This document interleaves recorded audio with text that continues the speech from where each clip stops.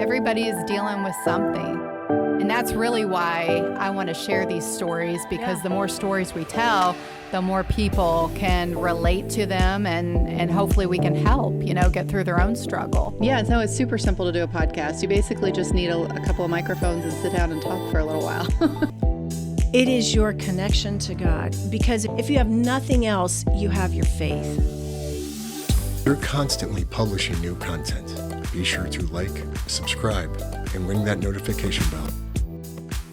All right, so I'm excited to have today my guest, Jill Reid. So just to give you our listeners a little bit of a background of how we know each other, you're really good friends with my mom. I basically know you through my mom. And we kind of connected, I don't know, what was that, 2 years ago or so? Maybe a year, I don't know. Time goes fast. Was it 2? Mm-hmm. Yeah. I think we had coffee and had a conversation, and we've just kind of stayed in touch. Mm-hmm. And then when I made my post a few months ago about getting the podcast going again, and hey, whoever wants to share, let me know, you contacted me. And I know a little bit about your story, and I think that your story is going to be really good to share today, because I think there's so many people that are either currently in the middle of experiencing what you experienced with your husband, which I'm going to let you share, obviously, or they've already gone through it.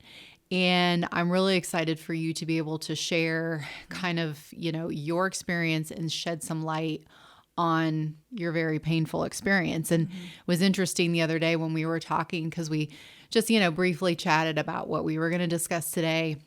And the more and more we talked, this theme became apparent. And it's like, hey, I'm pretty sure the theme of this podcast should be the gifts that you can receive if you so choose the right mindset through pain. Yes. So that's kind of the topic of today. Our podcast is the gifts that you can receive through pain. So welcome to the podcast. Thank you. Yeah. Thank you so much for having me. Yeah. Gifts, as we shared earlier, they're so valuable in your everyday life going forward. Mm-hmm. Sometimes you can't pull those gifts out because you're in that fire. Mm-hmm. Yeah. And sometimes you can pull them out when you're in the fire. I think it just how open you are, how receptive to receive, and what your mindset is. Mm-hmm. Yeah, which is huge. You can choose to, woe is me, or this is, why me? Yes. And I think before I go any further with any conversation, I had a dear friend of mine who was a pastor, and he, in his meeting with my husband and I, talked about the why versus the what, and I have stuck firm to that mantra ever since my husband's illness. And it was never why us, why me, why him. It was, as my friend had said, I pulled the what out of the situation. What are we to learn about ourselves? What are we to gain from this? Yes. What gifts can we pull out? Yeah. And so my husband had a 2-year battle with esophageal cancer. Horrible, painful, suffering, just all those words that you can use. I can only imagine. And in that journey, there was, we were married 32 years. And nothing is perfect. So, I'm not here to say, we were just, it was marital bliss and all of that, because it wasn't. Yes. But in that journey, knowing in the beginning, we thought, okay, you're going to have this surgery, you're going to have chemo and radiation, you're going to be, the doctor gave us lots of hope. And that was great. We went to Cleveland Clinic, he had his surgery. And then, had some setbacks after the surgery. And then a year later, almost to the day, it had metastasized to his lungs. And so with that, there was the conversation put your affairs in order. Wow. And so we did that and looked at one another, and you had to kind of wrap your head around, what does this mean? And I know for my personal journey, it was, okay, so yeah, I have a devastating prognosis here. Yeah. And for my husband, it was then also, I couldn't even imagine what was going on in his mind. But here's a gift. In that pain and in that trial, we had some of the most intimate conversations that there are married couples that we might come across in our lifetime that will never experience those beautiful conversations. Yeah. To be able to look back in retrospect, knowing we didn't know what our end date was going to be, but we knew, yes, it wasn't going to be long. Right. And so there were topics for him that were painful, Sure. that were uneasy, just like there were for me. But to be able to have those conversations and to move forward, there's a And gift. you'll always have those conversations. They'll always be with you. They're special. Yeah. And I think, as we were talking prior to, coming on the air here like this, it's not that you instantly get a gift. Yeah. You have to look for those gifts, and it's purposeful. Yeah. I always say there's purpose in our pain, and that's not a saying that I've made up. You can hear it's been around Widely for a long, used. widely used. Yes. Yeah. And so I think knowing what is your attitude going to be, given some of the information that we were given. Yeah. Do I want to, I guess, wither away or cower behind self-pity and depression and defeat, Worry. and worry. And I go back to my scriptures. Worry about nothing. Pray about everything. Worry about nothing. Yep. And I think in that journey, so there's another gift. It brought me deeper into the Word. Trust. Trust. Yeah. Yes, trust. God has the final say. In my husband's situation, yes, he passed away. I'm 4.5 years into that. He did pass. How old was he when he passed? He was 63. Okay. And still pretty that's young. Yeah, it is. That's very young. Yeah. And so I had to learn to trust in that situation, that I totally respect medicine and doctors and nurses and that whole process. But yes, God has the final say. Yeah. And stranger things have happened. Right. So I held firm to that. And then when it became very evident that that wasn't going to be the case, then I had to trust that, yes, God was directing my steps. God put the right people in my path. And it's funny because we talked about his funeral. You and your husband talked about it. Okay. We did. Wow. I'm Catholic. He was Protestant. And I had in my head a very specific way of how I wanted his funeral to be. And he said, I trust whatever you want, whatever is good for you, you will do. Yeah. You will do what is right. And so in my head, it all was going to go A, B, C, D. Well, anybody that is a faithful believer knows that, okay, sometimes God's like, we're going to take a step back and you're going to do it my way. And that's exactly More how often than not. Right. Yeah. And that's exactly how it went. In my mind, the deacon at my church was going to officiate, and I wanted to infuse my husband's Protestant background, and I wanted his pastor from the church he grew up in to be a part of that. And it all went out the window because we had this big snowstorm, and The deacon was actually, he had a vacation planned at the very time that my husband passed. Yeah. And so Yeah. it went a totally different direction, but it was so beautiful, hence another gift. Yeah.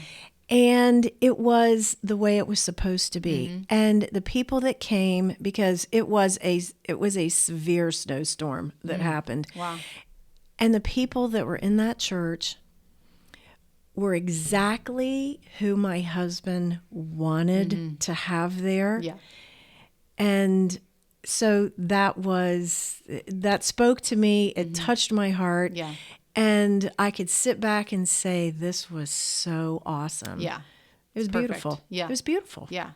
I love that. I mean, as I listen to you and like, I can't imagine what you went through and, the inner turmoil watching your husband of 33 years Right. and knowing that this is not going to end the way you want it to, but choosing to hold on to your faith. And one thing I'm kind of wondering was there ever like a moment where the negativity did take over? Yes. Because like I think about my own personal situation, and we had the shooting and the whole trauma of that. And I can, as much as I would like to say, oh, I automatically went to this great place in my mind and saw the good and saw all the fact that I did not actually. Like my mind went to a very dark place for a good solid year until the rest of my life started to implode, and so it took me going through pain and then even deeper pain to kind of snap out of that. And I know it's different for everybody. So I'm just kind of wondering, like, was there ever a time where you were like, this is awful. And you kind of feed into that negativity. You know what I mean? So in his illness, we were at times making weekly trips to Cleveland Clinic. And if you've ever traveled to Cleveland, it's a 3-hour drive. Kind of no shortcuts.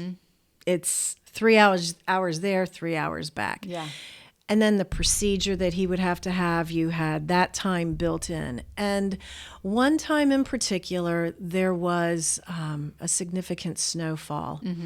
And what should have taken us 3 hours, it was double. It took us 6 hours. And you're traveling up 71 in rush hour traffic in the dark, and it's snowing, and the roads, it was just a bad thing. Yeah. And I clearly remember that being, I just was like, if you didn't have this illness, if you weren't sick, if you didn't have cancer, if you had just come out of this, we wouldn't be traveling and I wouldn't be white knuckled on the steering wheel. But I didn't verbalize it. Yeah.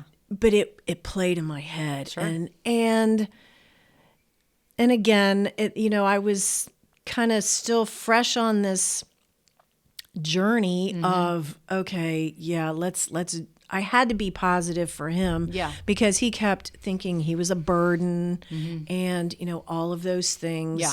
So, but clearly I do remember that one time just really letting it soak in and being sad and being mad, all at the same time. Yeah. Yeah. How do you, when you have a situation that is clearly really difficult, like on all aspects, how do you not let yourself just go right in? Because that's anger. That's anger. That's rage. That's, guilt, resentment, whatever it might be coming up. How do you personally not let yourself just kind of fall into that? Because the mind is a very powerful thing. And I always say, a lot of the times, unfortunately, the negative thoughts are the path of least resistance. It's just where our brain wants to go, especially when we look around and say, hey, I have reason to feel this way, right? Right. So I think for myself, yes, you acknowledge it, but again, it is a discipline that I have been very faithful to. Yeah. Oh, I get my Bible. I do. I get my Bible. Yeah. The Psalms.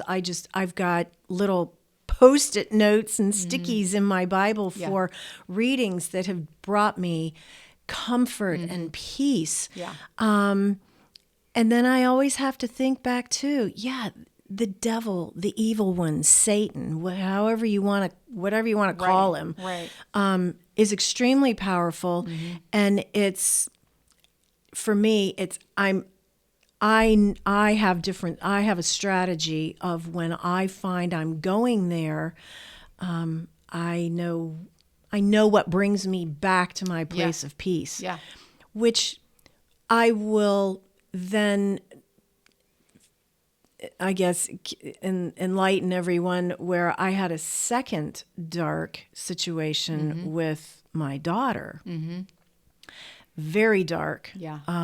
Where there was domestic violence. There was, it did not turn out well. Right. And at this point in my life, my husband, he's in paradise, in heaven. I'm in Springfield, Ohio. And Clearly paradise. Clearly, right. Paradise is where you want to be. Yeah. But so now I'm having to do this by myself. And he and I used to be, he was the rock. We had a daughter together. He had 2 children from his first marriage, all grown adults with their own children. But he was that person that the children would go to. Yeah.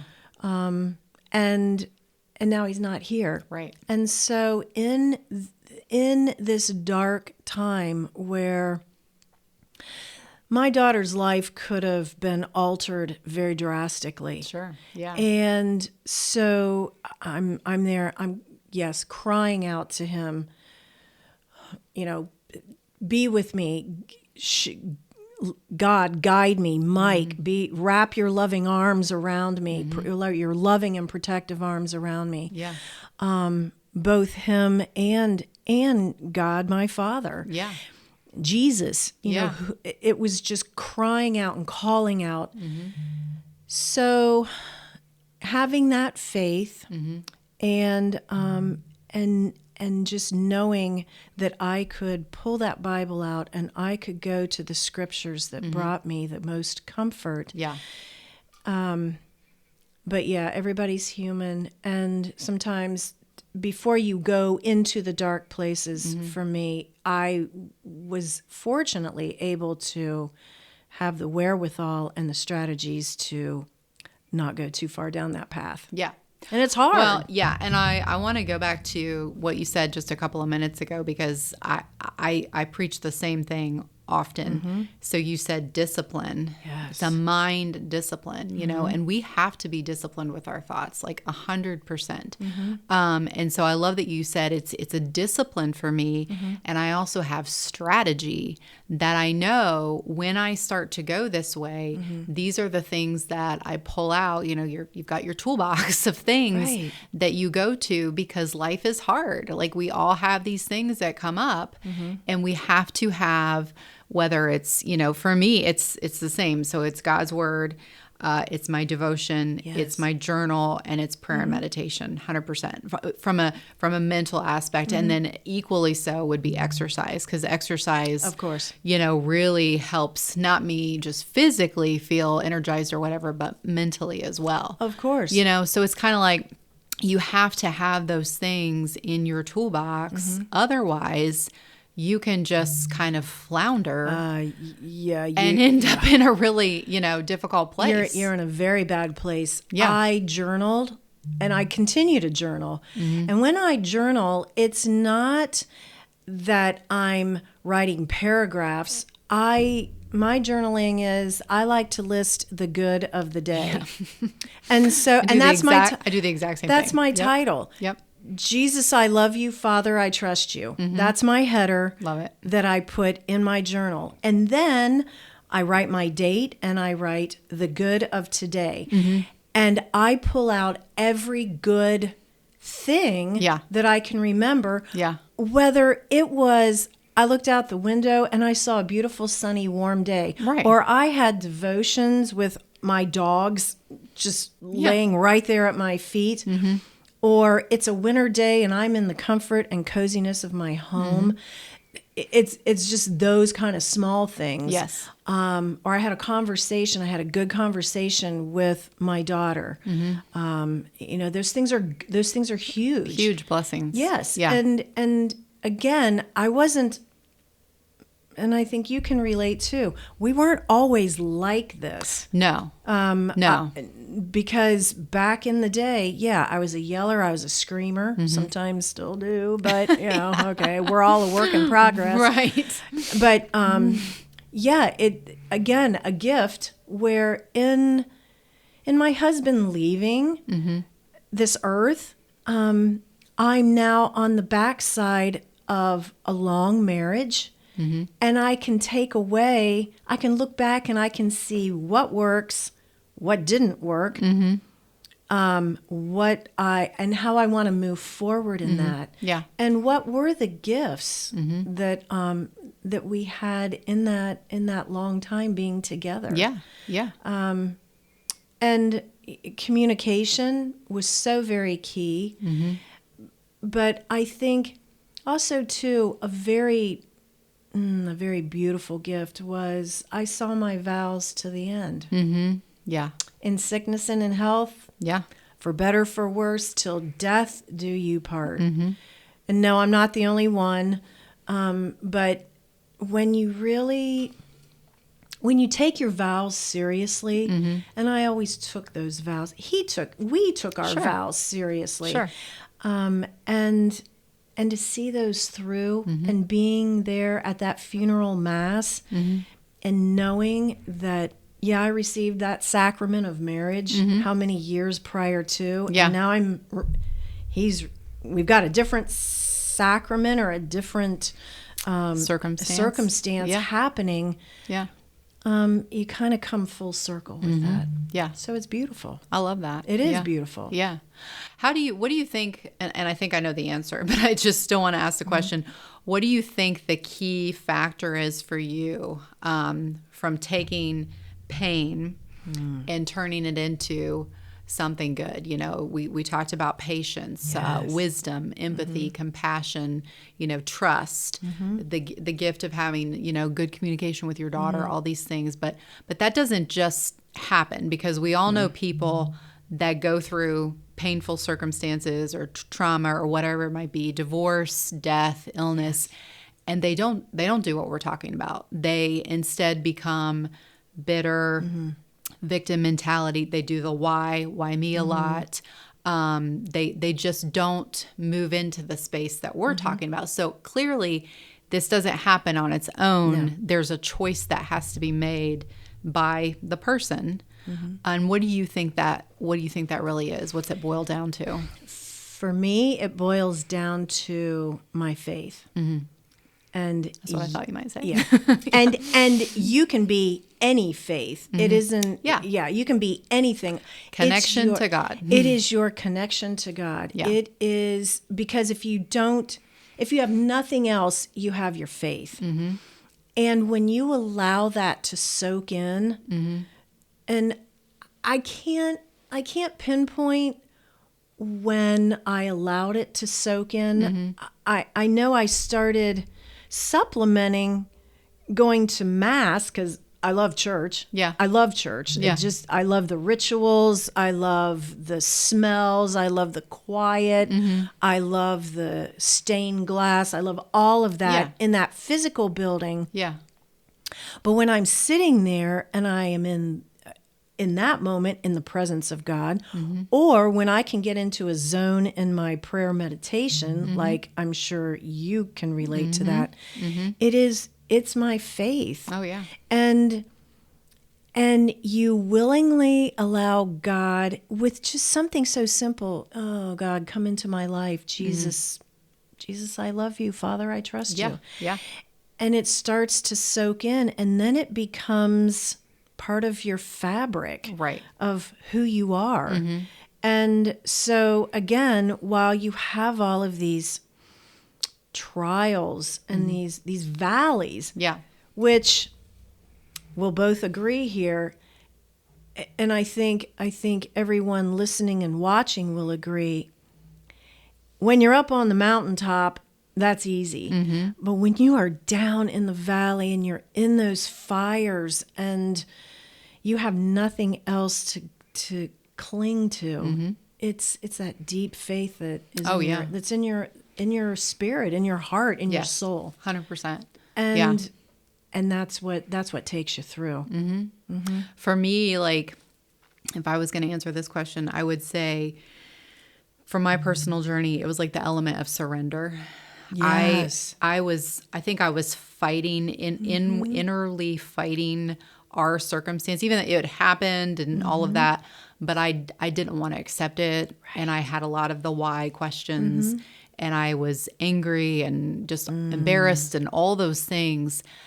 And that's where my headspace was for, close to a year. Yes. And it wasn't until I completely just kind of said, because you get to a point where there's nothing left. There is you're empty. Yeah, I'm empty. totally empty. And it's kind of like, okay, I have no choice but to just say, God, you have a plan in all this. Jeremiah 29:11 is what I always go back to. It's like my life verse. Yes. And I know, I wouldn't have chosen this for myself, but I know you have a plan in this for me that is good. Despite how it might look, feel, taste, smell, whatever, you have a plan. Yes. And so there is that element of just surrendering. And there is this strange just peace. When the surrender element truly comes into your life, the peace that you can have even in the midst of pure chaos. Yes. is really crazy. It doesn't make sense on a logical standpoint. No. And to others who, in my circle of friends, and when I was still working full time, in my circle of colleagues, how can you remain so upbeat and so positive and blah, blah, blah. Right. And I go back to, I was equipped to handle all of this. And not everybody can receive that. They can't receive that when you say it. Yeah. I was equipped. Yeah. I was handpicked for my husband. He was handpicked for me. I was handpicked to be my daughter's mother. She was handpicked to be my child. I was, and in my daughter's situation, because there I needed to make changes within myself, which, again, a gift. The change came from within me, because I used to pray, please get her on the straight and narrow, and please change her course, and she's off the rails, and this and that and the other, and it was all about her. Yes. Yeah. And when I finally, something shifted for me to where I had to step up, and I had to show unconditional love. And I am here. I am the only one here that, I had to step up in a whole lot of ways. And I had to be the change that I needed. And I remember in that situation, getting in my car one day, because the stress was incredible. It was just so, it was incredible. And this is after your husband's passed. So you're gone. It's keeps just yes. piling up. Yeah. Yes. Yeah. And so I have to be that one. Can't fix it, but I need to be there and be that, I have to be that parent. And so she and I moved through a relationship that has brought us closer together. And I always prayed for that. I wanted to be at a point in our lives, I think, with our parents. I know my mother is still living, is still with us. And I remember being in college where she and I then became friends, best friends. And that's what that's what you kind of morph into. Sure. So I wasn't there yet with my daughter, my own child. And I remember one Sunday, it was a gorgeous Sunday in the early spring, and the stress was just mounting, and I was at a breaking point. Yeah. I get in the car, and I get on 70 and I head west, and I just start driving, and I was listening to some praise, inspirational, praise music, inspirational messages, all of that. And what you just said, there was on Interstate 70, I think I was in Indiana at the time. I mean, I just drove. You're just driving I with just like drove. no... I drove. Yeah. There was no Wow. purpose. Get in the car and drive. Wow. And in that driving, there was a peace in one of the messages I was listening to. And it was as if God, yes, he shows up. It's the right place, the right time. It was exactly what I needed to hear. And this peace washed over me. Yeah. I'll never forget that feeling. And I called my daughter, and it was an incredible thing because I was telling her about this, and she said, Mom, I had the same kind of feeling, the Really? same kind of Wow. peace. And it was like, okay, Wow. God, I don't know how this is going to turn out. You have the final say in this situation. But whatever it is, the sun is going to rise in the east. It's going to set in the west. Yep. I'm still going to be faithful. You are still going to direct our steps. And you're going to put the right people in our path. And we are going to continue. Yeah. So just as you mentioned earlier, you don't know the end, the ending, but you know that sense of peace. Yeah. And when it hits you, you know it. Yeah. Well, and what I think is really interesting too, because as I listen to your story, it seems to me as an outsider looking in that, you know, your husband was the one that your daughter always went to. Well, you guys had a kind of, you know, tense relationship when he was still here. Is that tumultuous? correct? Yes. Yeah. Yes. So it was after his passing that that's a gift. It's a You gift. know, I was that's just one gonna of the say, gifts that there's a came gift. through the pain. There's was the gift. His passing led to you guys becoming closer, connecting more, you helping her through this really difficult time. So it's really interesting because when we pray, we're like, God, make it happen this way, you know, like fix her, fix this situation. And God may answer our prayer, but usually it's in a completely different way than you know, what we think. And it's always to thank you. Thank you that you are directing our steps. Yep. Thank you that you are directing her steps to fulfill her destiny, that you have the right people in her path, that you will direct her steps to a faith community, that you will bring someone so awesome into her path that will love and cherish her. And things like that. And I stand firm on those thank yous because I know they'll come, but I don't control when they come. Right. And I think it's when we least expect it that, you know, you get these awesome blessings. It says in the Bible, beauty for ashes. Yeah. You know, there have been, we've all had big time ashes in some way in our life. But if you're in your faith journey, if you can sit and kind of peel back the layers, you can find the beauty in those ashes. Yeah. But while we're going through it, it can be painful. Yeah, absolutely. And nobody ever said it would be easy. But I guess I just, I surrender. You surrender and let go and let God, you know, whatever little ditty you want to, you know, whatever phrase you want to put on it. Whatever little saying you want to hold on to. Exactly. Yeah, seriously. And I think it is so wonderful to converse with others who have gone through trauma and pain and then you can talk about it and put your spiritual put that spin doesn't sound right, but you can talk faith with one another and see how beautiful that faith is. Right.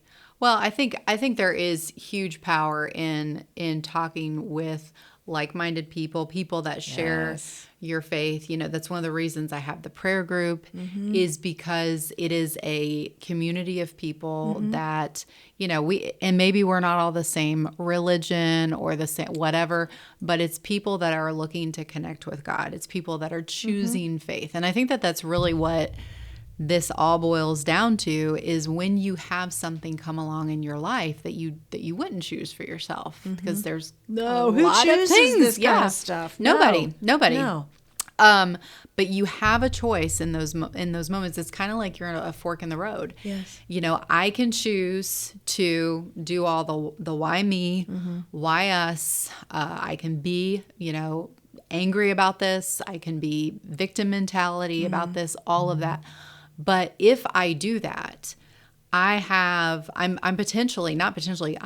absolutely going to miss out on whatever lesson I could learn from this, And a lot of the times the lesson is not just for us. I mean, look how you have passed on, you are passing on your gifts to your daughter now and impacting her life in a positive way. Exactly. And she's gone through a lot, Right. A very difficult situation. Right. And I think I just heard this yesterday in an inspirational message that I listened to, is God puts his strong warriors on the front line of the battle. And I think for you and I, knowing each other's stories, we're some pretty strong warriors. Yeah. We've got some good armor going on here.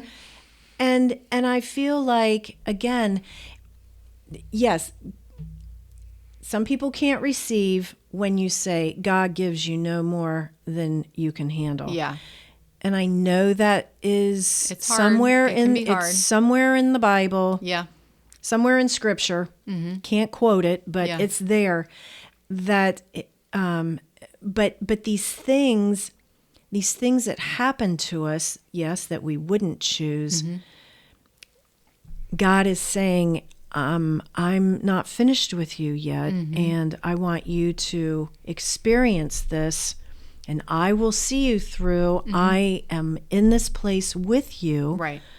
holding you up and holding your hand.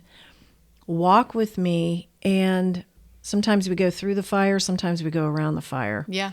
But it's beautiful when you get on the other side of it, and then you look back and then it's incredible.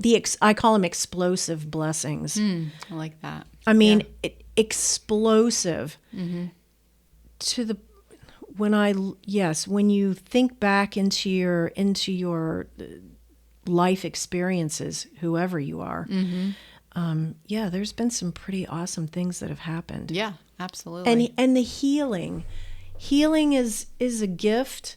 And drawing closer to God is a gift, and to being able to be a blessing to others and to share.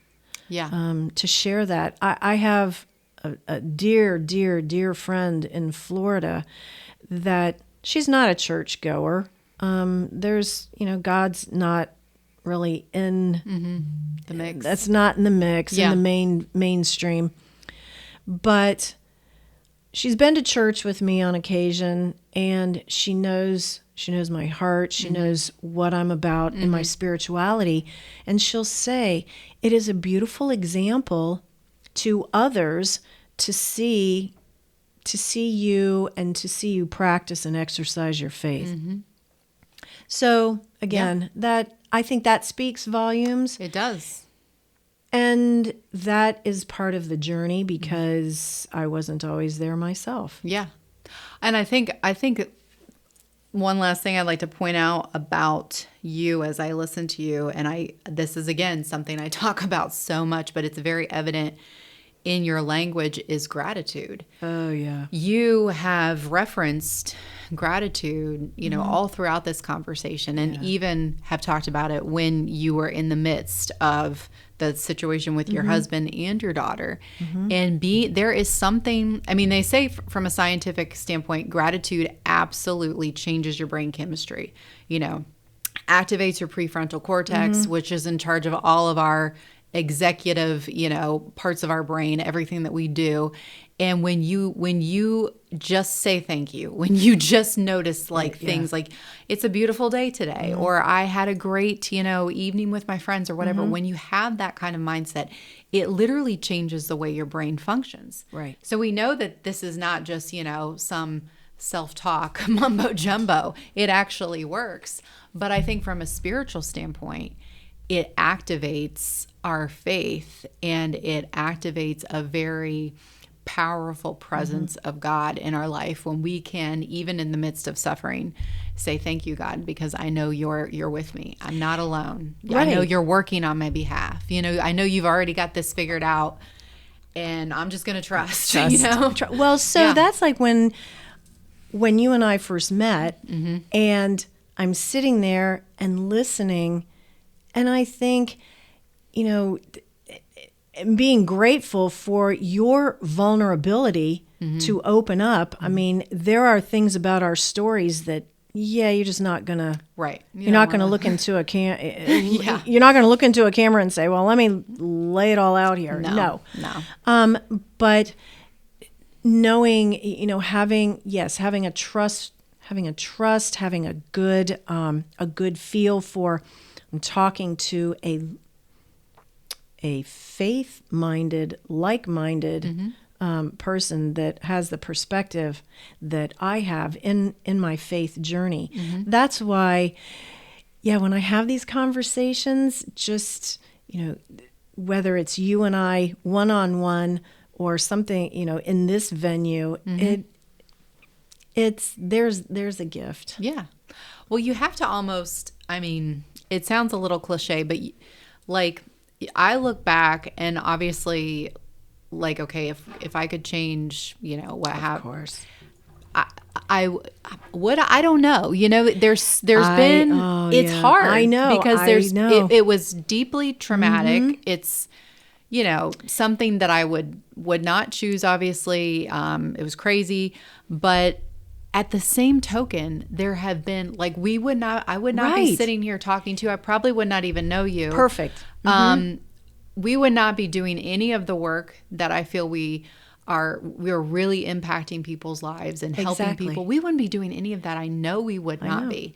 And so you kind of almost have to say, I'm thankful for the tragedy because it's led me down this road. Isn't that interesting? Because I have had those thoughts along the way as well, thinking, okay, hindsight is to me is unproductive. Yeah.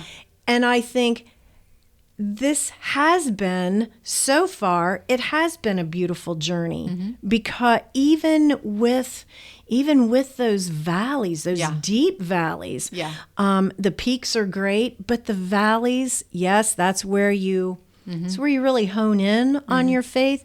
And I agree 150% because I've thought the same thing. If I didn't have these really dark experiences and really painful experiences, and I'm on the backside to talk about it. And in the throes, as I've mentioned, yes, it's uncomfortable. It's gut-wrenching. So awful. Absolutely. But it's funny because I've also heard this analogy. You can take a situation in our life and you can look at it as a seed.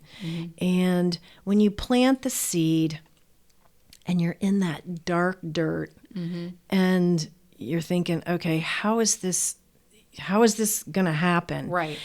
But with the nurturing and with the right cultivation, then your seeds grow. And so from a very awful situation that was planted in your life, you can take that and you can grow it and you pop through that darkness and you grow and you blossom into this beautiful flower. I'm going to say, you're a beautiful flower. Stick with the seed analogy. I know. Yeah, right. Yeah. And that resonates with me as well. That you cover yourself. Yes, you can be covered in darkness and and coldness and all of that. Take what Sure. yeah, take it for what it is. Yeah. But again, with the right watering and the right things, going into the ground, Yeah. you can turn it into something very beautiful. Absolutely. So, yeah. Last question. Yes. What would be like for someone who's in the valley now, dark place? Think back to like when you were in that space. What would be if you had to give them one piece of advice, how to see it through? What would that be? I pick up the book of Psalms. Yeah. Psalms and Proverbs, but Psalms especially. Do you have one in particular? I love Psalm 91. I actually just read that this morning in the prayer group. Yes, yeah. That's a good one. If I had my book in front of me, and I've got them all. Yeah. There's just so many. I think Psalms are very comforting. They're they comforting. Really are. I want to say Psalm 34 Okay. is one of my go-tos. But yes, the book of Psalms, because they're beautifully written. They show the comfort of God, and that He will not leave us or forsake us. He is in this place with us. Yeah. And on my darkest days, I would pick it up and I'd pick up the Psalms and I would just start reading all of my favorite ones that I had tagged in my Bible. Yeah. And from there came your place of peace. Yeah. And it's just, it's beautiful. And if somebody has never really gotten into the Word, I would say to them, your place of pain is the perfect time to start. Because some people might say, well, I've never really done that. I don't even know where to start. I don't know how to even find Psalms, whatever. You can get on a Bible app. I think devotions are great, especially, for maybe people that are new to the Word, because it's a little less overwhelming sometimes opening your big Bible. Of course. But just find a way, talk to somebody that has experience, find a way to get into God's Word. I think that's the thing. And I think in closing for me, it's talk to God. Yeah, right. Talk to the main man. Yeah. Exactly. Because I used to always try to challenge myself. I'm going to read the Bible this year. I'm going to read it. No. Do not start at Genesis 1 and think you're going to read page to page to page. No, that is not functional. Or it's not. Yeah, it's just not. No, I know some people. productive. I've never done it. I tried. I have tried a couple of times too, but I always go back to my familiar. Epic fail. Yeah. I think cry out to God. God, take me as I am. I'm broken. I'm hurting, and have a conversation with God, because you can tell Him anything. Yeah. And there's no wrong way to talk to Him. Isn't. That's the great thing. There You isn't. don't have to choose the right words. Nope. And it literally will say flow. anything. It will flow. Yeah. And it's a beautiful thing. Yeah, It absolutely. is. I appreciate this conversation so much. I think it's really good to, it's just You're like a blessing. Thank you. You are a blessing. You are too. You are too. And I'm so glad that we met a couple of years ago. And I just think that, this is a great listen for people who are in the thick of it, and everybody is going through something. That's kind of what I always say. The more of these stories, the more of these experiences we tell and share, the more people hopefully that we can help. And, because everybody resonates with things differently. Absolutely. So, yeah, I think this is going to be encouraging. having me. Thank you. All right.